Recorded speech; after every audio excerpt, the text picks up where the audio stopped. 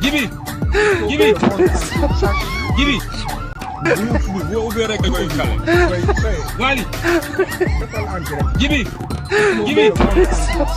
Jibi.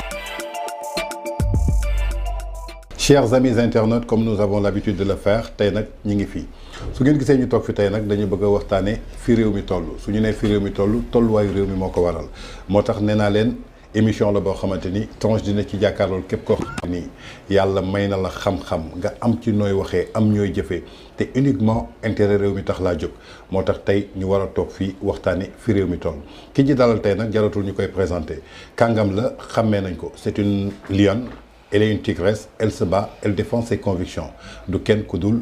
Ndeye Sow Leila suñ ko waxee xel yi dina am ci luñ dem moo tax ñu ñëw tey toog waxtaan ak moom fi réew bi toll Ndeye Sow Leila ñu ngi lay dalal ak jàmm di la nuyu. maa ngi leen di fay monsieur Tange di nuyu sa téléspectateurs yëpp auditeurs et auditrices yi je pense noonu lañ koy waxee. C'est un plaisir toog ak fii tey ak yow di war a wax tolluwaayu réew mi comme ni nga koy waxee macha allah. kon ñoo ko déggandoo noonu la nuyoo Ndeye Sow Leila suñ loo xamee xam nañ la da ngay yëngatu ci wàllu politique. jamono ji fi ñu toll ni dañu nekk ci tension boo xamante ni tension bu doy waar la ci Sénégal ràññeewuñu ko fi woon di ko fi gis tey soo gisee situation politique fu mu toll à quelques mois des échéances électorales 2024 yow lan moo ciy doon sa gis-gis sa jàngat en tant que une personne qui connaît bien la politique pas une partisane. Ce qu'on vit en ce moment en tant que di war a jëm 2024 c'est vraiment désolant parce que dugg nañ 2024 te eggaguñu 2024 dugg nañ 2024 te eggaguñu 2024 mooy depuis je pense depuis 2019 élection 2019 jusqu'à présent ñi ngi politique ñi ngi campagne suñu vie au Sénégal c'est que ça moom ngay fekk ci biir kër yi ci bureau yi liggéey amatul au fait il y a que la politique qui est là en ce moment au Sénégal et c'est vraiment désolant en tant que politique c'est quelque chose que je déplore man maay nekk candidat yow doo nekk candidat opposition bi fii gouvernement bi fii la en fait c'est vraiment désolant daal voilà parce que suñu dëkk bi tey mënoon nañoo liggéey leneen tey par exemple tey yow am na émission yoo xam ne boo ko tegoon ci sa programme tey kenn du ko seetaan parce que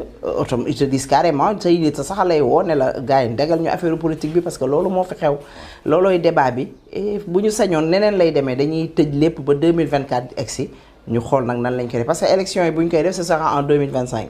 kon on aura tout le temps pendant un an ci 2024 pour mën koo def ñu dem ci yeneen i occupation mais bon voilà quoi c'est vraiment désolant daal comme je le dis. Wally Jibi Jibi Jibi.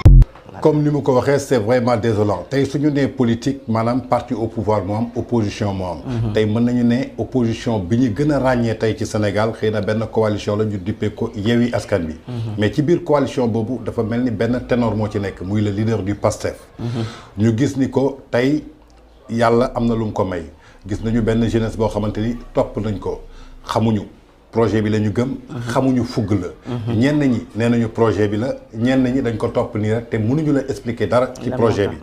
tey ñi gis ni que dafa am ay discours yoo xamante ni c'est très tendu yoo xamante ni ça vient de cette leader ñu gis ay mots yoo xamante ni dañ koy traité tey yow ban jàngat nga am ci discours boobu ak leader boobu parce que yàgg nga ci politique est-ce que opposition nii la war a taxawee wala am na yeneen système wala yeneen manière yu mu mën a taxawee opposition Sénégal moom ni mu mel opposition Sénégal kese la da ngay am say idée sax en tant que opposition boo koy wax ñu ne la non tu es un opposant waroo di wax say leader waroo di wax say idée mais tey boo toogee nga ne état liggéeyul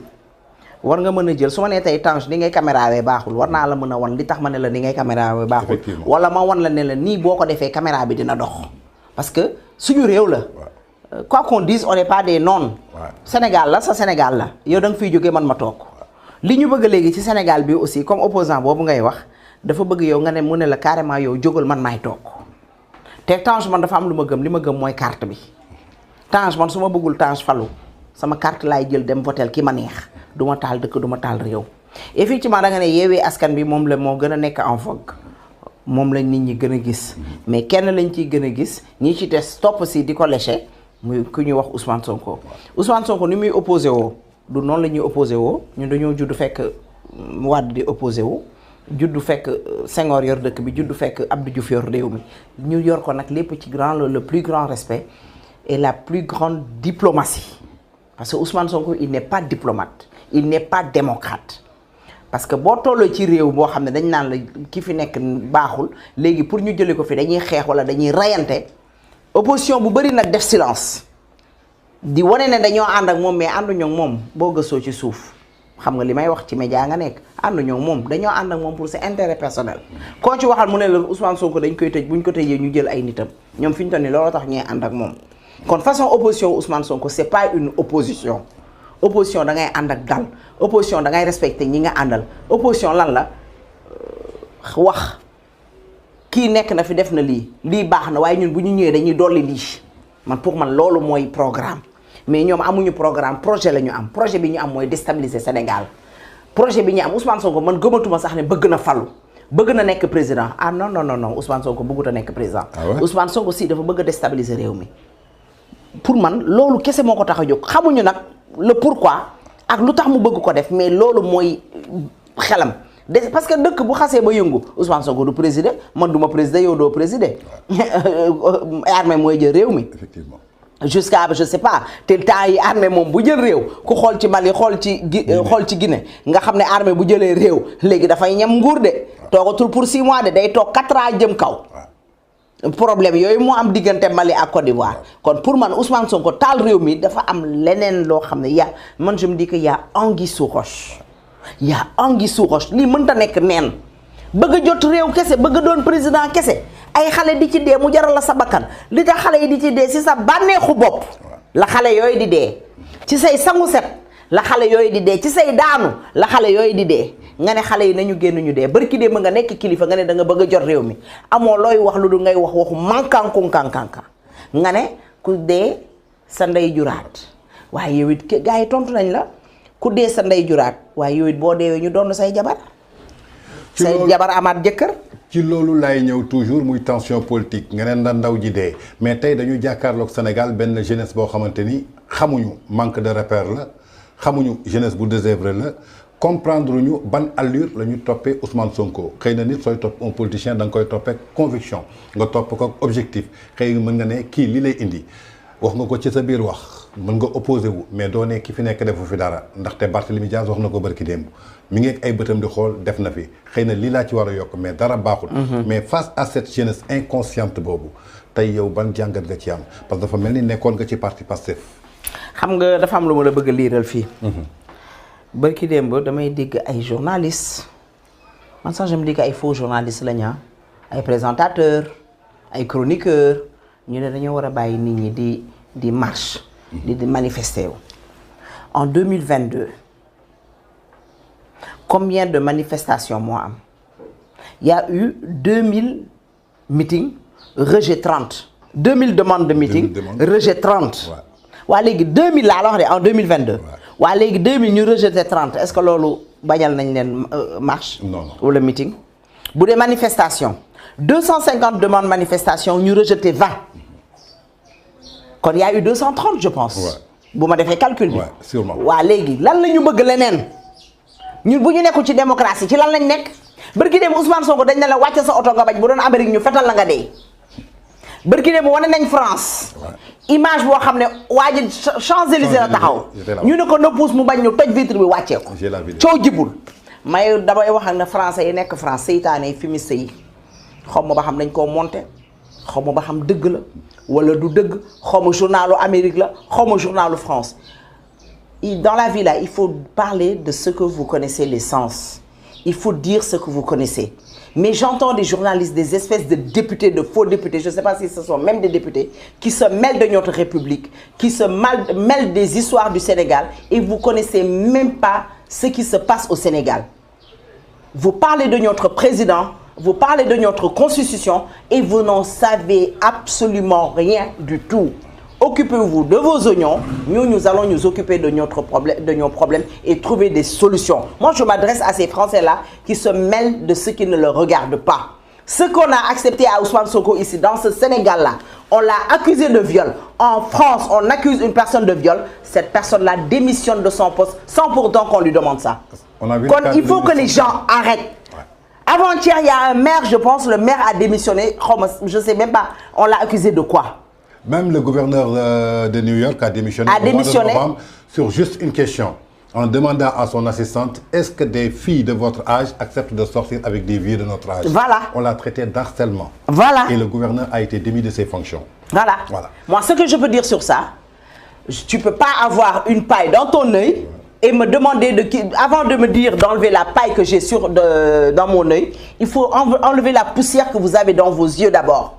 Il faut vous mêler de ce qui vous regarde. Ce que Ousmane Sonko fait au Sénégal ici, il n'ose pas le faire en France. Et vous-même qui jugez notre président, qui jugez nos constitutions, vous n'avez même pas l'audace de faire ce que Ousmane Sonko a fait et ce qu'il fait ici au Sénégal. Il faut parler de ce que vous maîtrisez. Voilà, c'est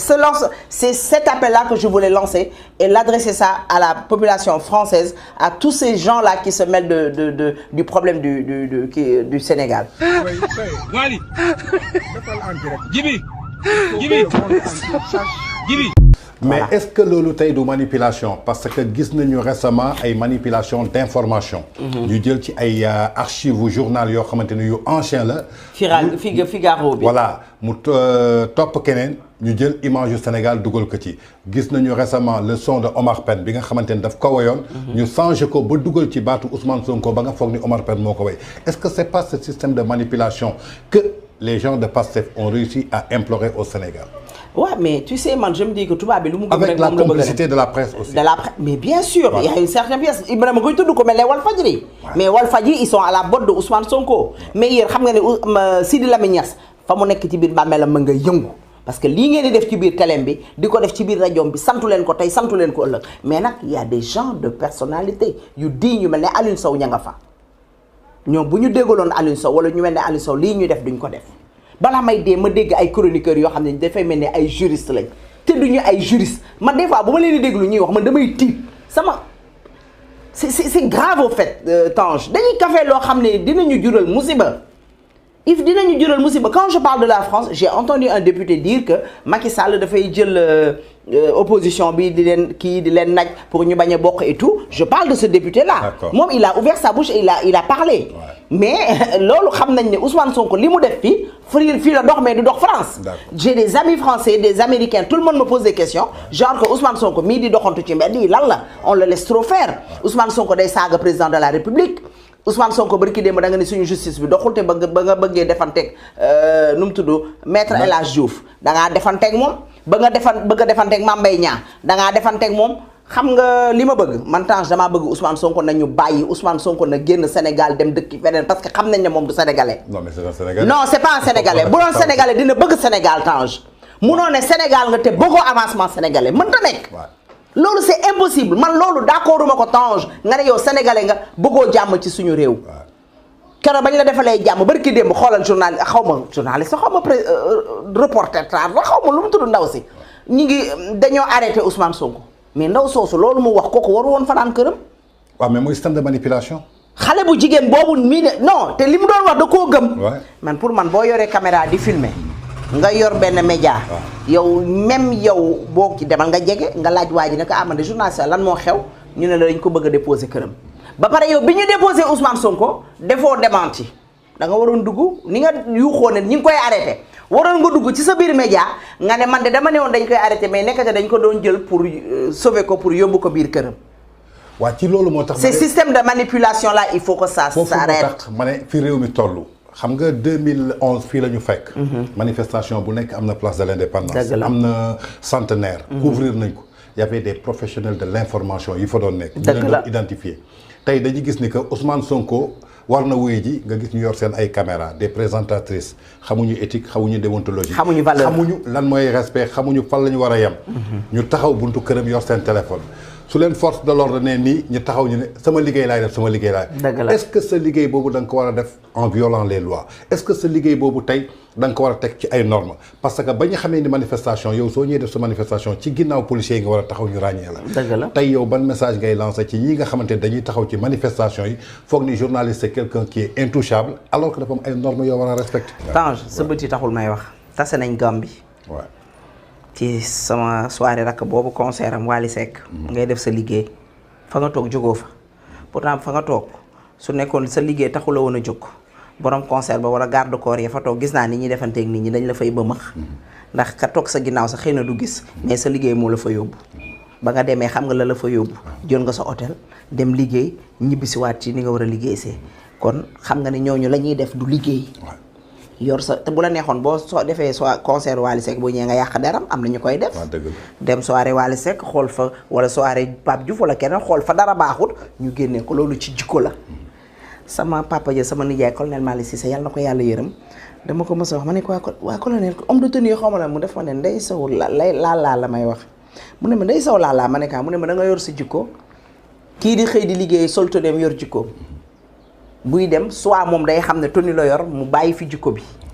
yóbbu jikkoy tenue bi mais su ko defee mënaluñ ko dara looloo dal sa naataango yi looloo daw sa te ñooñ sax wax ma du ma wax sax say nawle ndax duñ seeni nawle yéen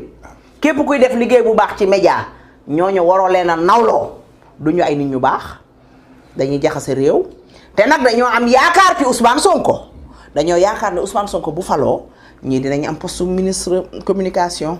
ñii dinañ am chargé de la com ñii dinañ am nangam ñii dinañ am nangam xëy na waa Walfadjri ñoom it dañoo foog ne bu Ousmane Sonko faloo du ñu fayati impôt naka lu ñuy fay impôt xaw ma TV xaw ma taxe yi bërki dem Babacar Diagne da leen a tëj Babacar Diagne dafa waroon a supprimer Walfadjri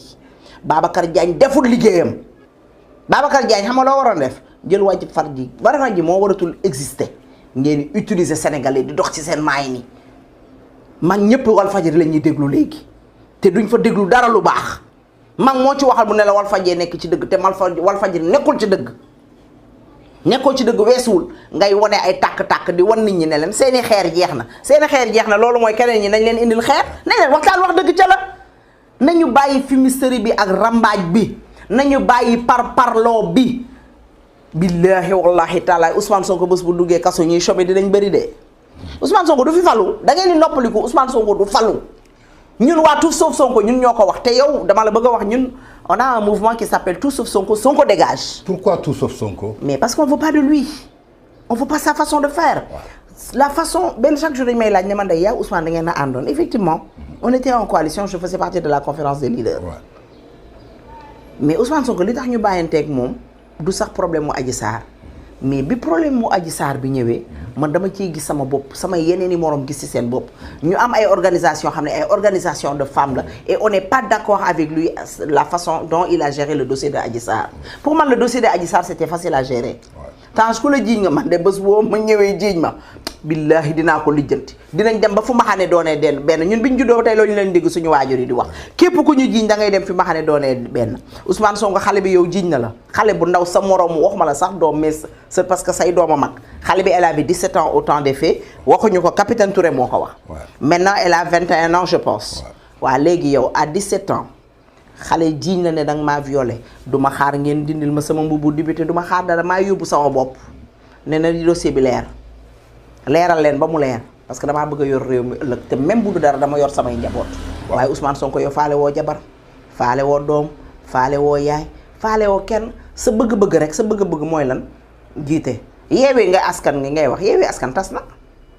yeewee askan bi tas na barki démb day jëw kii nu mu tuddati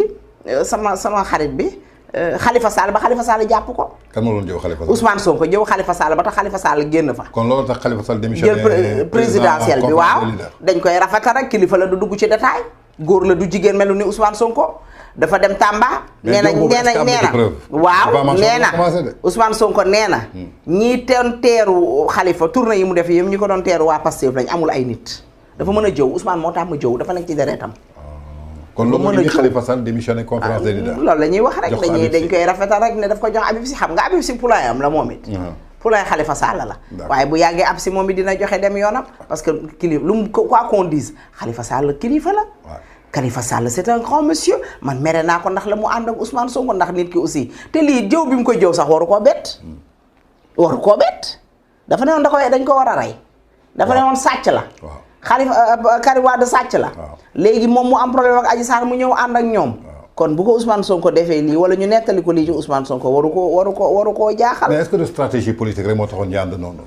non ci la Khalifa Sall dafa dem rek parce que intérêt boobu jàppee Ousmane Sonko daf ndax Ousmane Sonko bu wéeroon du ñëw ci ñoom pour ñu ànd ak ñoom xam nga Ousmane Sonko quand il dit chaque fois quand je dis que Khalifa Sall c'est un homme d'État. Ouais. Khalifa Sall il pouvait beaucoup dire kaso dafa metti. dugal nañ ko kaso ba mu génn te waxut. nettaliwut dénoncé wut ak am lu mu mën a wax. ana Laay Wàdd ak doomam ak ñoo am lu ñu mën a wax ak ñoo xam état ak ñoo xam ay secret kon Ousmane Sonko fan la nekkee homme d'état moom day tarara rek def ni yëfi Mimi Touré mbala mbele gudul jeex ñooñu du ñu am ay homme d'état Ousmane Sonko dafa ne woon day xeex ak système bi ñoom Khalifa Sall la mujjee àndal. Tu combats le système en 2019 tu étais avec Yacine Fall la femme de Jacques Habib Sy. Effectivement. Tu étais avec Atepa Goudiaby. Tu étais avec Boubacar Camara. Atepa Goudiaby mooy kan. nu mu tuddati Franck Timis ku ko fi indi du Atepa Goudiaby 400 000 yi ñu doon laaj rakku Macky Sall Ousmane Sonko ne dafa sàcc suñu xaalis ku fi indi Franck Timis xanaa kon Atepa sa sàccee la bokk Ousmane Sonko bul fontoo nit ñi ñi nga mën a nax ñun bokkuñu ci Wally defal en direct Jibi en tout cas dama bëgg sénégalais ngeen yeewu ngeen ubbi seen bët yi dafa mel ni da nga maîtriser bu baax Ousmane Sonko dañuy ñëwaat ci beneen point boo xamante ni gars yi ñu ngi naan injustice nee nañu justice bi tey ndey di séex la tëddee parce que gis nañu ay arrestation yu bëre ci yenn jeunes yoo xamante ni tey dañu violer la loi parce que dañu ne dëkk constitution moo ko tëral fii nga war a yem fii soo fi dépassé yoon dafay def loxo tey ñu jàpp ñooñu ñu gis am ñu génn solidaire ak ñooñu taxaw carrément ñii defuñu dara ñenn ñi dañoo taxaw saaga kilif ay baayu jaamur ay yaayu jaamur te tey ku saagoon sa papa nga xeex ak moom ci mbedd bi ñeneen ñi dañu woote loo xamante ni dañu violer loi bi tey ku ci mel ni nit dof arrestation ku ci mel ni tey gisoon nañ fi arrestation Pape Alé Niang ci diffusion dossier boo xamante ni kenn publié wu ko gis nañ fi le cas de Hannibal tey ban jàngat nga am ci ñii nga xamante ni tey gis nañu ñii violer loi yoon bëgg leen teg ci loxo pare nee nañu c'est quelque chose boo xamante ni dafa tëddee day di seex. xam nga Sénégal dafa neex. man de sama doom bu demoon manifester bañ jàpp ko buñ ma woowee dama naan leen damm leen fa caabi bi dëkk day am loi. Ousmane nag il se croit au-dessus de la loi et il pense que les autres sont au-dessus de la loi alors que ça doit pas se passer comme ça quand j'entends benn xaritu nit dof ci mbokk rappeur am yi bon des fois nag les gens le disent entre guillemets pour se voilà quoi pour nit dof daal ni noo gars yi mi jàppale ma alors que au fond de toi looloo fi ëpp nag au fond de man gëwma li may wax dégg naa kenn ku ne nit dof ouais c'est bien vrai waaw li mu def du waaw tooñ na mais dafa baalu mais baalu dafa tey duñ la tëj waaw léegi daal man damay taxaw saaga ko ma neex ci télé bi après suba ñu plainte ma ne baal leen ma nit ñi nag takku génn ci mbedd bi ne waaw wax na lii mais baalu da mais il faut qu'on fasse très attention mais ñooñu xoolal dañ leen a war a tabaxal kaso spécial kaso yi doyu dañ leen a war a tabaxal kaso spécial pare boole ci di làmb seen poche làmb seen poche tëj bi soxlawul tëj bu yàgg mais buñ la amandé boo def génne ñu amande la 1 million nga génnaat ñu amande la 1 million wala 500 000 wala ça dépend mais nit ku ñuul ku mu mënti doon rek nit làmbal poosam méthode boobu dañ ko war a jël buñ la jàppee pare tant que fayoo bu nekkee nag xale yii di manifester la ñuy war a jàpp man yaay ja laay jàpp ji wala papa ji. amee lu ci yoonu yaay ak papa ji. nga yor sa doom bu am fukki at nga bàyyi ko mu génn ci mbedd mi mais est-ce que mën nañ leen dara. ah boo demee ba sa doom mënatoo ko jarab dara bu yeboo nga xaru ji nga dee. soo demee ba sa doom fukki at wax ma la doomu ñaar fukki at de doomu fukki at ak juróom wala fukki at mën a loo ko dara man ponkol laa yor te bu ma nee incha allah yaaram kàllaaw xale bu dem jàngi ji yoon ba manifestation dem egg ca comme ñu jàppoon. xam nga école bi sa doom di jàngee bu lii amee nga ne sa doom bul jàngi te dañ leen a génnee xam nga pour walla ne ñoom Ousmane Sonko bëgguñu réew mi manifestation bu amee ngeen dem génnee xale yi li lay wane Sénégal am bëgg nañ. dama seetaan benn télé ñu ne wuy télé yu bëri télé yu mag sax ñu ne waaw kii bi nu mu tudd kii bi préfet bi waroon na leen a mën a bàyyi rek li ci kii garaawut maanaam nee nañ feuille bi ñetti nit yi ci matu garaawul quoi. mais kon ñun ci dëkk boobu la ñu war a dëkk daal kon yow léegi Ousmane Sonko c'est Dieu sur terre Dieu père sur terre Ousmane Sonko bu defee erreur kooku dañ ko war a bàyyi mu jàll mais Ndeye Sow wala Tange bu defee erreur kooku cravache bi dafa war a daal ci kawam ci dëkk boobu la ñu bëgg a dëkk dama ne la ñi ñu jàpp nañ leen damm caabi seen biir war a laal seen i poos nañ leen def amende ñoom ñooy kan nekk ci dëkk bi di saagawaat di saaga ay constitution di saaga président de la république man sama kër barki dem fii ci buntu kër boo gënee di ko xool dañ ñëw pour taal ko parce que pour lan damaa wax waxi Ousmane Sonko ñoom mënuñu maa tee wax waxi Ousmane Sonko dañuy ñëw pour taal sa kër barke Alxuraan Karim ñoom ils veulent faire la justice ils veulent faire la justice ak di la saaga di la bind ay message waa léegi Mame Mbaye Niang mi ñuy wax dossier waa Pape ma dañ jàmm ay ko gën waa kii mais Ousmane Sonko Mame Mbaye Niang tudd ko moom moo tudd ne doom Pape baayu jàmbur doomu jàmbur jëkkëru jàmbur xaritu jàmbur dafa sàcc 29 millions wala milliards 29 milliards avec assurance ak assurance mu wax ko nag bu leer ne mu ngi nii ci sama téléphone brandir ko waa léegi nag Ousmane Sonko su jiiñee Mame Mbaye Niang waaw Mame Mbaye Niang nag du ko ne kaay woon ma jiiñ bi nga ma jiiñ ndax dangaa yàq sama der ñu ne Mame Mbaye Niang waru koo plainte waaye yéen ci ban Sénégal la ñu nekk bërki démb xale bu jigéen bu ma estimé woon day liggéey ci benn télé de la place dafay def ay émission mais dama lire ñu ne moom nee na que l'État se ressaisisse que le gouvernement se ressaisisse ni ñuy def Ousmane Sonko dafa ñaaw wax léegi Ousmane Sonko ce qu'il fait vivre aux Sénégalais pourquoi les gens n'en parlent pas pourquoi les Sénégalais ne disent rien attends moi j'entends des gens depuis auto Ousmane non du peur naa fekk la depuis auto Ousmane Sonko bi ñu toj ko man damay dégg nit ñiy génn ñoo xam ne musuma dégg ñu génn Ousmane Sonko même boo ko xasulee sax ne ko Ousmane Sonko ressaisis-toi man dama dégg ay xale yu jigéen ñu ne Ousmane Sonko ñu ne état bi na ressaisir l'état actuel n'a qu'à se ressaisir pour la première fois ma dégg leen ñu wax état musuma leen a dégg ñu ne Ousmane Sonko ressaisis-toi wala Ousmane Sonko ñu ngi lay ñaan en tant que sœur en tant que yaay nga bàyyi li nga nekkee nañ dem élection wala demal nga àtte sa bopp ci dossier Adji Sarr non ça c'est du nafiqisme carrément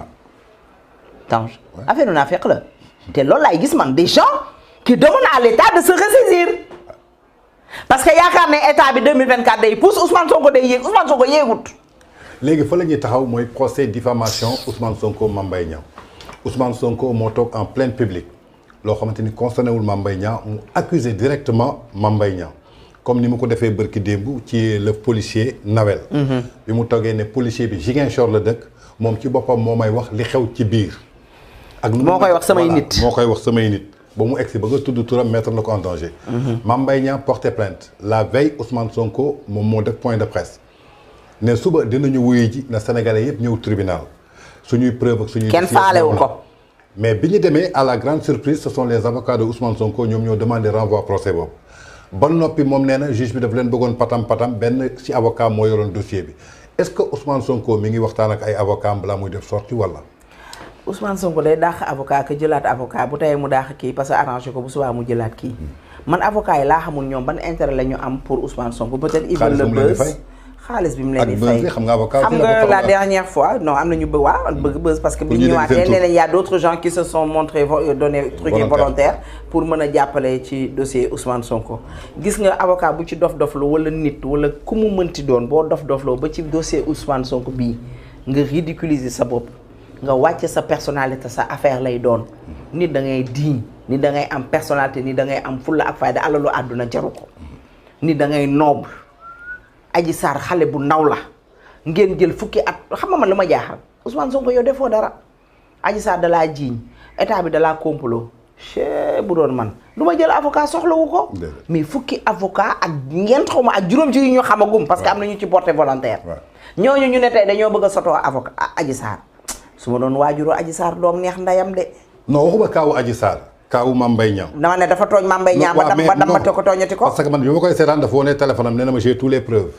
est-ce que tey man su ma amee ay preuves di dem procès diffamation soxla naa avocat. non soxla ma avocat soxla ma woote. bërki démb am naa benn convocation bi ma woowee dafa ma ne ndax soxla nga avocat ma ne ko non j'ai pas besoin d'un avocat parce que am naa li ma défendre sama bopp. dëgg la voilà donc pourquoi moom mi am preuve pare dem di jëlee ay avocat pare neen avocat. parce que amul preuve day fen. donc ban système de manipulation encore la ñuy jox nit ñi pour que nit ñi yeewu parce que yenn jeunes yi ñu ngi nax seen parents yi. xam nga bu ñu demee ba ay sëriñ doomu sëriñ ci li ñu de yaakaar ay doomu sëriñ la. mu ne bu ma bëggee sax ma jox ko sama tànta nga xam ne kon Sénégal dellu na ginnaaw Ousmane Sonko delloo na ko ginnaaw. waaye nag ñi yeewoo ngi yeewu de gis nga suñu tout sauf Sonko bi mouvement bi on est international man bu may dégg nit ñi di ma woo di apprécier mouvement boobu damay jaaxle dama naan nekkate y a des Sénégalais yoo xam ne ils sont conscients. Sénégalais yoo xam ne bëgguñu Ousmane Sonko tas na seen famille amatuñu ay xarit amatuñu ay ànd je me dis que Ousmane Sonko dafa ànd ak seytaane wax ma la seytaane de seytaane la Ousmane Sonko àndal seytaane ànd ak Ousmane Sonko weesul nga dugg biir Touba def fa kër si borom dëkk bu tedd bii fu baax ku baax yi xam ne loo ko ñaan mu may la mu dem dëkkam def fa naka su du noonu def du n'importe quoi moo ko indi rek mu tooñ Mame Mbaye Niang ne moom dafa am preuve waaye Tange dangaa fàtte toog na téeméeri junni ni taxaw mu ne man ci internet laa ko gisee nga ne da nga bëgg a doon président da nga bëgg a yor réew mi waaw loo gisee internet wóor na li nga gis ci réseaux sociaux wóor na ku bëgg a doon président ëllëg si biir war ngaa yaa moom question yi waaye man mi maa lay laaj loolu Tange ku bëgg a doon président bëgg nga war ngaa mën na ne ci réseaux sociaux Ousmane Sonko bañ ko xamee ba tey chaque jour mu indi preuve kon dafay soog a feeñ Ousmane Sonko lépp lu mu mës a wax ci nit du dëgg dama seetaan ñu mu àndal am na ñu ko xam mais teewul dañ koy gëm ba tey non dañoo yaakaar ne Sénégal xam nga dund yaakaar la ñuy dundee xam nañ ne li muy def yëpp ay fen la de mais dañoo yaakaar ne nit ñi dina ci nax sénégalais yi ba fallu comme ça ñu am seeni poste ñoom li ñuy xasee nguur bi ils seront pires que ces gars là xam nga mën fenn Ousmane Sonko bi li tax ma ne la dafa mën a fen dafa yàgg Ousmane dafa jàppale Macky Sall dafa am ku ne sax en 2009 man bi ma yëg c'était en 2012 il a battu campagne pour Macky Sall pour wan leen dafa yàgg bëggu nguur yaakaar ne bu Macky faloo da koy fal Macky falu ko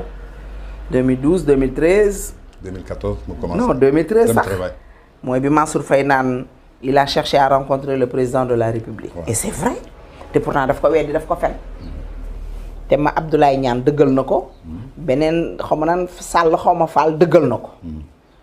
Ousmane Sonko di fen xam nga lu tax non xam nga lu tax mu bëggoon rencontrer président dafa bëggoon rek laaj ko poste léegi comme que le président n'a pas reçu ci la commencé nag di yëngal ne day dénoncer day ubbi pour bu defee noonu waa ji dina dellu si waa ji nag wan ne ko man kenn du ma chantage man président laa du ma président coalition du ma président mouvement wala parti je suis le président de la république te le président de la république dañ ko war a respecter Tange dafa am gëdd goo xam ne moom moo ko moom xam nga des fois damay dégg ñun opposition bi des fois ñu ne président bi lii et tout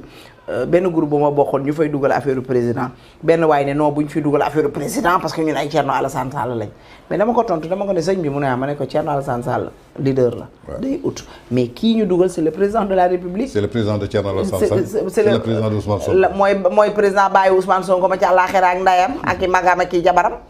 kon dañ ko war a jox cëram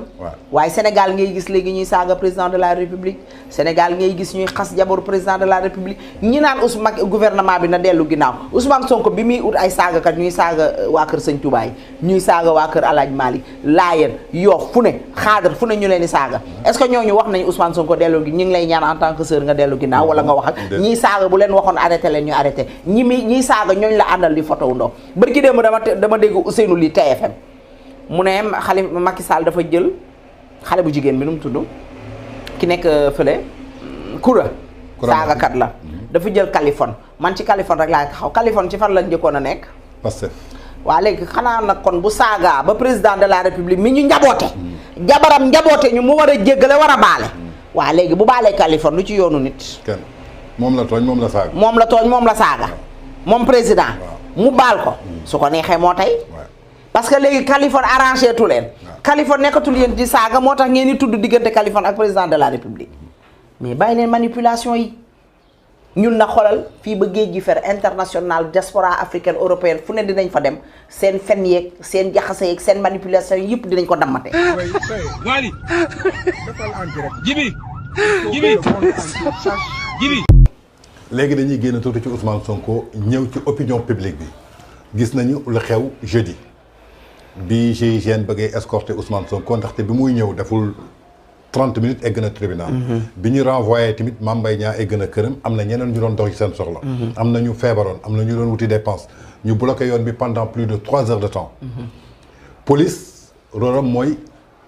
gérer la circulation des biens et des personnes ku mu mënta doon Pastef APR RD MPT chrétien bi njaago bi ñëpp ci biir loolu police am loi am foo xamante ni jàngal nañ leen ko pour gérer sa sécurité ndaxte dara mënoon na fa am ñu jiñ ko police bien sûr ñu demandé ko mu génn otoom mu bañ ñu dégg ko mu naan Wally wax ko mu woo ma téléphone wax ak moom police cassé vitre am xam nuñ ko defee avec technicité ñu génnee ko pour yóbbu ko këram bërki démb ñu gis vendredi ay magasin jaamur yu ñu toj Touba ay oto jaamur yu ñu toj. ñan ñoo ko toj ay manifestants parce que Ousmane Sonko la ñu bëgg a àndal meeting bi kenn autorisé wu. lu tax autorisé wuñu ko ñoom ñoo deful yoon parce que seen signature dafa manqué. ndaxte bi ñu bëggee meeting Kër Massar bi signature bi matee dañ leen ko accordé. ñu gis opinion publique bi taxaw ci télé yi di naan lii dafa ñaaw pour Sénégal lii nangam sangam alors que ci cadre loi lañ ko teg ak cadre sécurité tey yow ban jàngat nga ci am opinion publique bi pas sur Ousmane Sonko.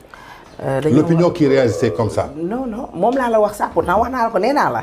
dama dégg xale bu jigéen boo xam ne dama ko nawloo woon muy yëngu ci ay xale. ndeysaan di dimbale ay xale. comme que ñun dañuy dox ci loolu dañ koy nawloo mu ne que le gouvernement se ressaisisse par rapport à la vitre de Ousmane Sonko bi. mais dafa ñàkk xam. non dafa far rek. man pour man far la. xam nga parce que ku xool seen champ nga xam ne ay sénégalais ñoo ko moom.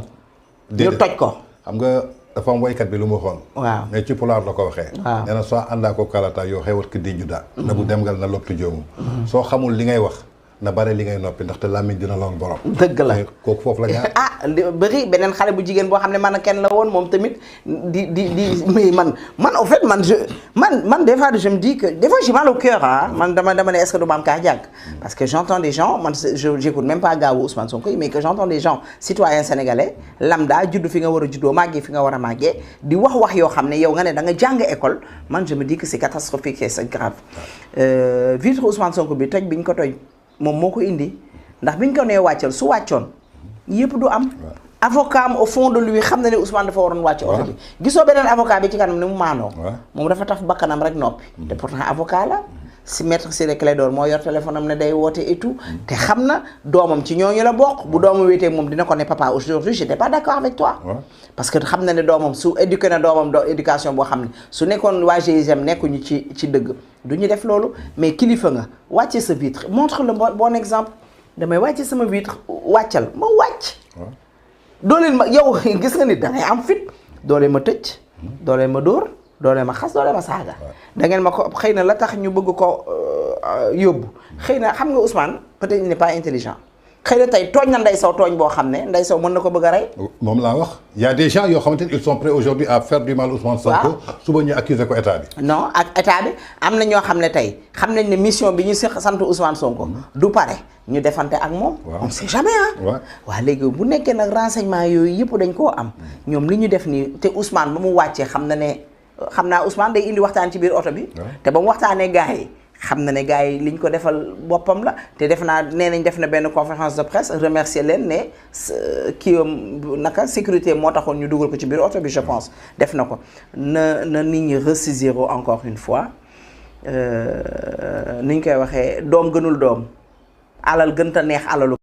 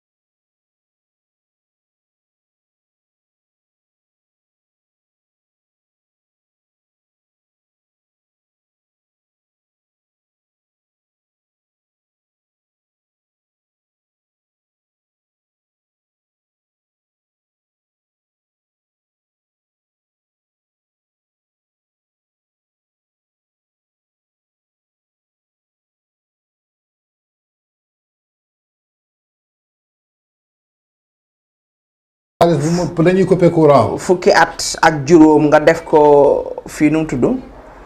impôt domaine nga jënd këru cité kër góor gi. non moom moo ne soo gisee mu dem Sweet Beauty amul 200 000 bu mu fay kinésithérapie. loolu li tax fen la yéen sénégalais nag foofu dama leen may ma sax foofu tranche dañuy fi day fen xam nga tax day fen moom boobu député la dañ ko koy fayal moom la mu cay fay tuuti la. boo feebaree yow député bi dañ lay faj kon bu ne woon dafa feebar dem seeti docteur. moom du ci fay dërëm day fen. dañ ko koy fayal. sangu setam moo ko fa yóbboon ak daanoom ak neexoom boobu tax nag fukki xale ak ñeent dee. wallaay Ousmane Sonko dina teer ci yow. dañuy génn ci Ousmane Sonko ñëw ci Macky Sall ñii ñi ngi naan dafa war a def 3e candidature ñii naan amul droit bi tey nee nañu tension politique bi yëpp su amee xëy na peut-être moom moo suteewul nit ñi tey su taxawoon ne damay bokk wala du mu bokk xëy na tension politique boobu du am yow tey si sa jàngat est-ce que Macky Sall yéen a ngi koy xaar 2024 pour mu présenter votre candidature am wala Macky Sall amul droit présenter candidature am. xam nga dafa am ñaari li may wax chaque jour y a 2 personnes yoo xam ne ñooñu moom ce sont des seeni jamono dëgg surtout mon frère bi nga tudd léegi Barthélémy Dias dafa toog mu ne kuy xeex ak constitution bi xaw ma nañu koy waxee da ngaa yeb constitution Sénégal xaw ma da ngaa yeb sénégalais yi. su ne dafay def 3e mandat ñu ne da nga yeb constitution man yeb constitution. te je pense que ci ñi gën a xarañ ci opposition bi ci la bokk. Ousmane Sonko toog ne Macky Sall am na droit 2e mandat. mu teg ko ci article 27 2e candidat mu teg ko ci article waa léegi nag yow tamit Ousmane Sonko mi nga xam ne moom nee nañ Macky Sall moom la ragal. moom nee na mooy doon futur président. moom moo ko wax. waa léegi man Ousmane Sonko boo ko waxee dama koy téye. dama koy gëm est-ce que manipuler wuñu peuple bi depuis 2019. waaw moo tax nag ñu mel ne yow ñu mel ne man. di wax ak population bi boo tax nag ñuy waaj a dem ci international bi yee leen wax ak ñoom. moo lay wan ne ñoom li ñuy wax gëmuñu ko politique la ñuy def te yaa gëm naa ne Barthélémy Dias moom la mu waxoon fa mu ñu koy vaar ba tey. fa mu taxaw la taxaw ba tey de Macky Sall a le droit à son quinquennat. Et donc rien n'empêcherait le président Macky Sall, s'il parvenait à décrocher ce second mandat, de pouvoir briguer un 3e mandat en 2024 en considérant que l'article 27 n'était pas applicable à son premier mandat puisqu'il ne pouvait pas rétroagir. 2e quinquennat. 2e quinquennat dañ koy waxee. parce que man li ma lire ci constitution dañ ne nul n'a plus le droit de faire plus de 2 mandats consécutifs.